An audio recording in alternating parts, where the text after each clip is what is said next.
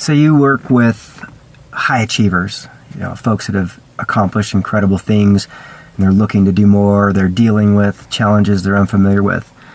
What's one thing, sort of like Jordan Peterson's 12 Rules of Life? What's one piece of advice you give anybody that's, let's say, surprisingly simple but surprisingly effective as a way to tackle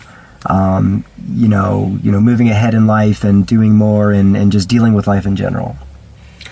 Oh, a lot of people aren't going to like this one. Your dumb life has to do with your dumb questions. Meaning if you only ask one question and then you get the superficial, straightforward answer, how far have you gone? How far down the rabbit hole have you gone? You need to ask more questions, smarter questions, better questions to yourself. You can't just take things at face value. Investigate.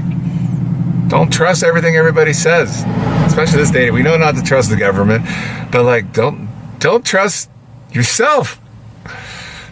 You're the issue. You're the reason why your life is working so well and why it's also not working so well.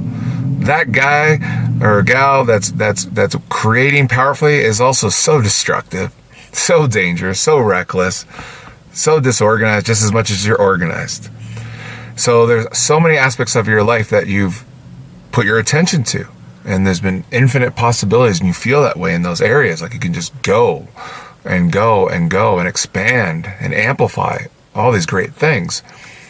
And then there's all the areas you've just told yourself, given yourself permission, like a lot of people do with exercise and eating right. I give myself permission to be not so disciplined with that.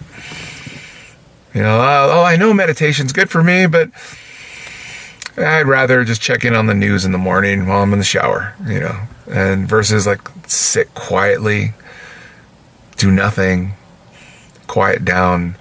There's so many benefits from meditation where you're allowing yourself to create this buffer between you and when you wake up in the morning and all the outside influences that want to grab your attention and tell you how to spend your day, how to engage.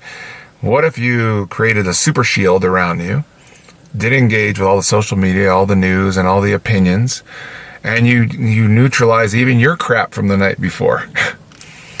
So imagine you start the day and you build real power before you enter into the world. Before you go into the world, you start, often, people talk about the 5 a.m. club. It's because it's dark out, it's quiet, everybody else is asleep.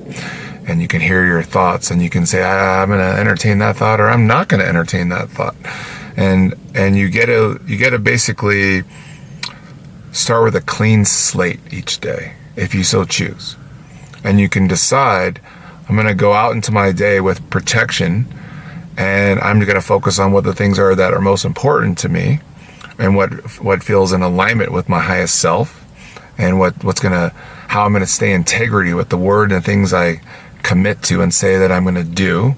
So often, for myself, if I say I'm going to go for a run tomorrow, and I wake up and the appointment got shoved and this got moved and now I got to run and it's 100-something degrees in the middle of the afternoon, I'm always smirking at the other people out there, the other crazy people, and we're like, hey, you're crazy too, but you're committed to doing what you said you're going to do. And there's this tribe of other weirdos out there on the road running in the heat of the day, all incredible shape. No one's dying of a heart attack. And then, I even think of this one time, I was up in Kremlin, Colorado, and the news said there was going to be a white squall coming in at 1 o'clock, blizzard. And I told myself I better hurry up and put my sneakers on and get out the door before that thing comes into town. So I'm going to get out early. And I looked at myself, I had to say, stop it. You wait till that white squall comes in and you go when that squall comes in.